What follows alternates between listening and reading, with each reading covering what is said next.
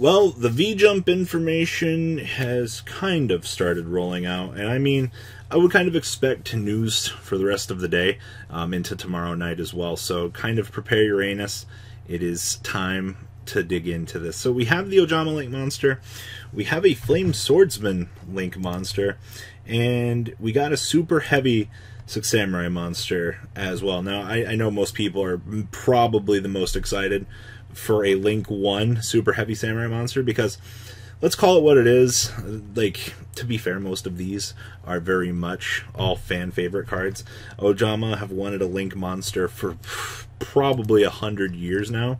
And then to top things off, hey, another golden opportunity down here to make a Flame Swordsman Link monster. So to make the fan favorite cards, even if they take so long to get these in America, it's still a really good opportunity to see that, well, they're kind of listening to the fans a little bit. So the first one here is going to be the Flame Swordsman Link monster. He points left and down, and he has 1,300 attack points. Please be good. So 1,300 attack, you can only use the second effect of this card's name only once per turn. So all warrior monsters in the field gain 500 attack. Okay, cool. So he will be entering at an apex of at 1,800. Okay, so that's good. Let's see here. Oh, and it is two monsters with different names to make. Okay, so if this card is if this link summoned card is destroyed by battle or your opponent's card effect, you can target one warrior monster in your graveyard except a link monster and special summon that monster. But if that monster leaves the field, it is banished. Okay.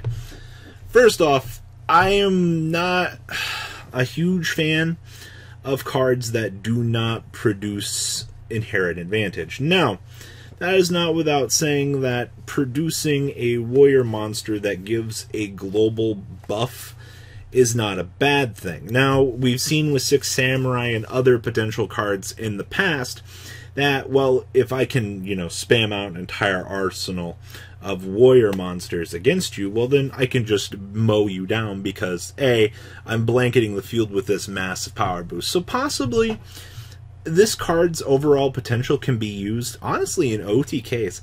I'm not going to say it's a good thing or a bad thing that we could have this, but for 95% of what this card's going to be worth, honestly, exploring this within a Six Samurai OTK, I wouldn't be surprised tomorrow if we see decks, or we see some crazy OCG video trying to play this card as a means to OTK the opponent through the attack boost. Outside of that, I mean, if he dies via battle or card effect, he floats into another warrior monster that's not a link monster. Honestly, having that sort of effect isn't that great. I mean, okay, cool. Flame Swordsman got made as a link monster. Fucking cute. Like, good job.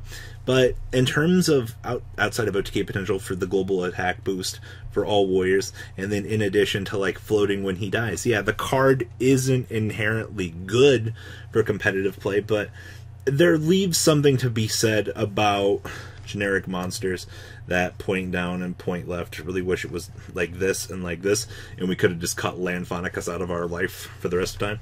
Also, the fact that it's super generic, it just has to be two monsters with different names.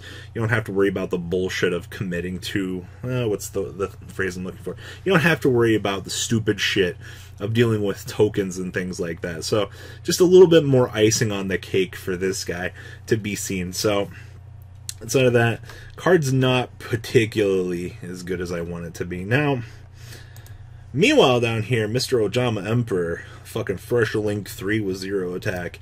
Before we get into this, like, this guy has to have some sort of physical attack gain or a win condition, I almost feel, but could be wrong. So it's 3 beast monsters, including an Ojama monster. Cool, so they actually kinda didn't make him suck for his summoning conditions. If they made him 3 Ojamas, I would have cried. But I mean, at least he's got the good arrows of just down, down, down. So, you can only use the third effect of this card's name once per turn. Okay, so if Ojama Country is in your field zone, this card gains 3,000 attack. It cannot be destroyed by card effects. What the hell? Okay, so we got a super fat beater for no reason. Okay. That's good. If this card is attacked, your opponent takes any battle damage you would have taken instead. If this card is attacked. Who's attacking this card? What the hell? I mean, okay, so you have zero. The only scenario in which I could see that this could be good is I declare an attack on this. You activate Metaverse, activate Ojama Country from your deck, and you just kind of blow me out and make me take 3,000 damage. I guess that can be relevant, but to be honest with you, that's more fucking cheese-tastic than anything. So, okay, that's, I guess we're playing Metaverse and Ojamas now. And then you can target one Ojama monster in your graveyard except a Link monster. Special summon that monster, but you cannot special summon monsters from your extra deck the rest of this turn except for fusion monsters. Okay, let me read this again. Target one Ojama monster in your graveyard except a Link monster. Special summon that monster, but you cannot special summon monsters for the rest of this turn except for fusion monsters. Okay. It does not have to special summon to a zone that he points to. That's all I wanted to know. Honestly, for the theme of Ojamas taking away monster zones and things like that, you would think for a full committal Link 3 play that he could potentially be able to blink a extra monster zone, like put this guy up there, the other extra monster zone becomes unusable. Sure, I thought that would have been cool, but here you have a 3,000 that encourages you to want to play Metaverse in your main deck, which I guess, do we really put that much emphasis on Ojama Country? And then, yeah, he can revive an Ojama monster from your graveyard. So whatever the hell you use to make this big guy, you at least get one of your resources back.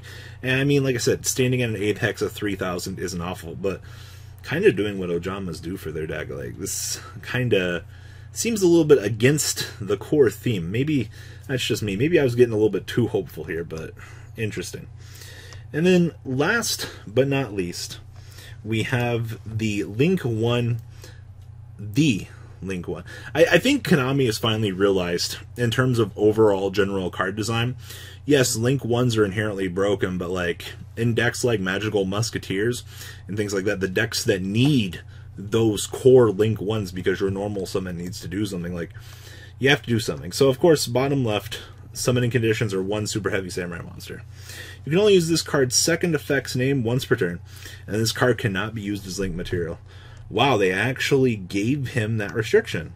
So if there are no spell and trap cards in your graveyard, battle damage involving this card becomes 0. Okay, so initially, this guy can eat any sort of blow that you really kind of want to throw at him, which, okay, sure.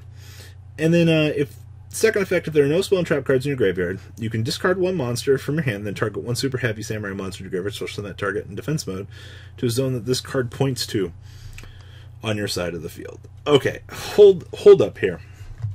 So, whatever my core normal summon is, I can turn into this. This doesn't have the ability to change itself into any Super Heavy Samurai monster that I could potentially need to climb another ladder or to synchro summon, like my deck wants to do. Like, why is this not a Lone Fire Blossom? What did I miss? Plus, you also gave it the effect to discard to special summon from my graveyard?